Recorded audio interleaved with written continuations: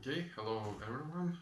Let's get started. So, in today's video, we continue discussing some topics related to programming trainings, upskilling yourself, and so on. So, in the last video related to that, we talked about what you should consider when you subscribe to a course. So how would you organize your learning process?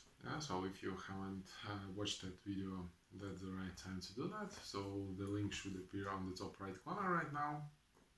Also, in the last technical video, we talked about method modifiers. So what happens if we add to our method declaration some keywords like private, protected, public, or static. So what that means, how that will affect your method's accessibility or visibility. So if you haven't watched that as well, so on the top right corner should appear a new link as well. But today I would like to talk about training. So how would you train yourself to upskill yourself as a programmer? So and why that makes sense. So for example, if you are doing some sport, so how do you train yourself? So let's suppose you are a football player, so you play football or soccer. So how do you train?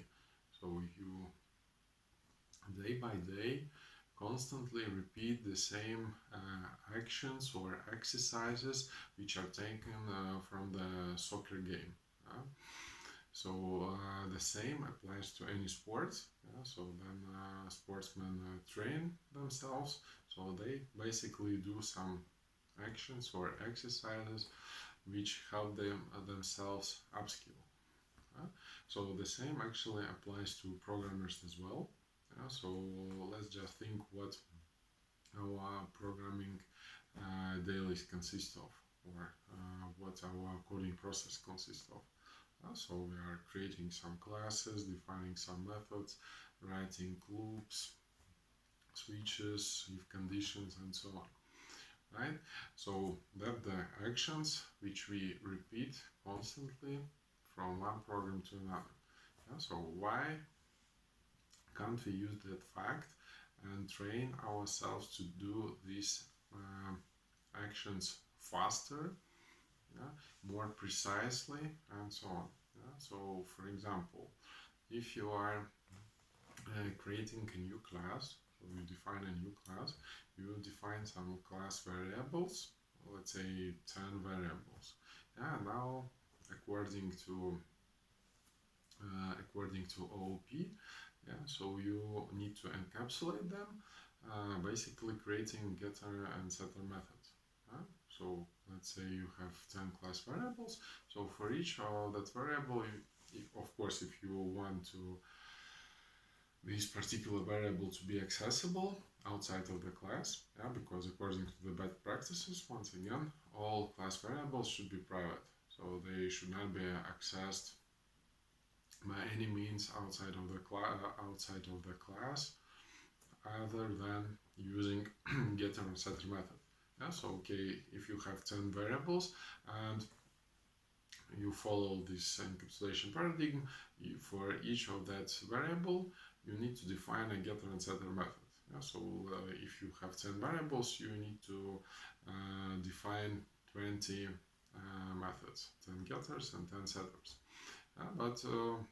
Okay, so what you can do, you can do that manually by typing all 20 methods. You can define one getter, one setter, then copy paste, correct some namings, do a lot of typos when you will need to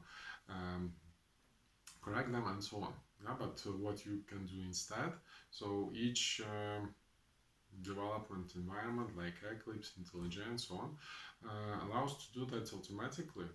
So just check all class variables for which you would like to generate getters and setters, click OK, and corresponding methods will be generated.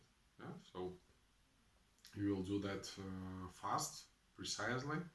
Yeah? So what you need to know or do in that terms, just to memorize hotkeys, how you can do that in your particular development environment. Yeah, so that could be one of your exercises you do. So you define some class, define variables, then you just press hotkey combination and you have your getters and setters defined. Yeah, so that could be one exercise you do. Another one could be writing some loops like for or while.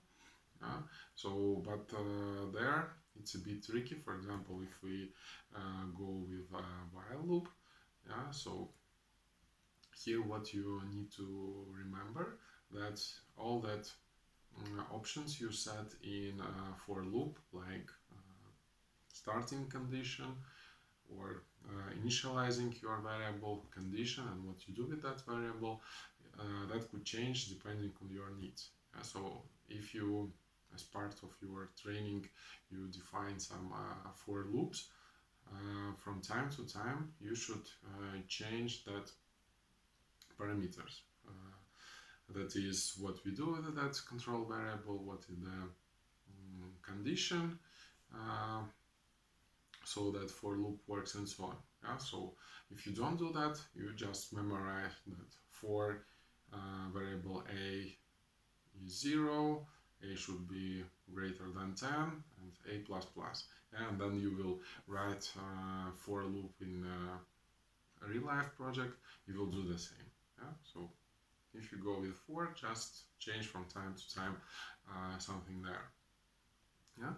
Okay, so that's just to give you some hints what you can do.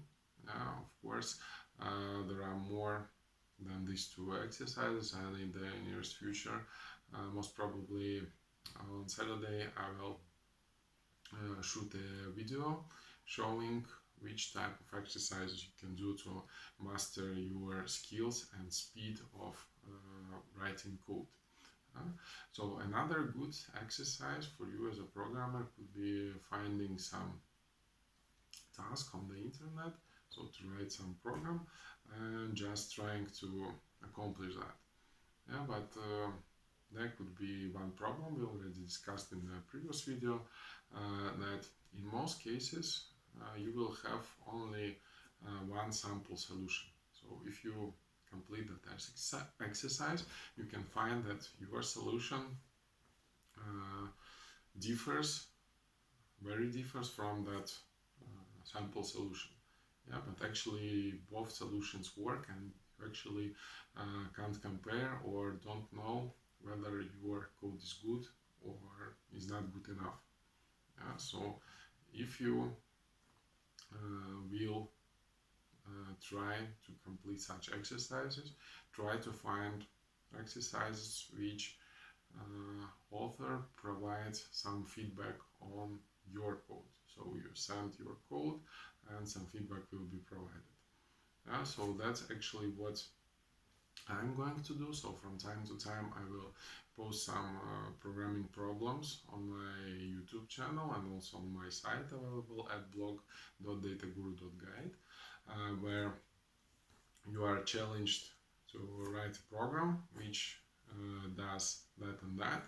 After that you can send your code over by email. I will check it and provide my comments. Yeah, so that's a good way to go. Right?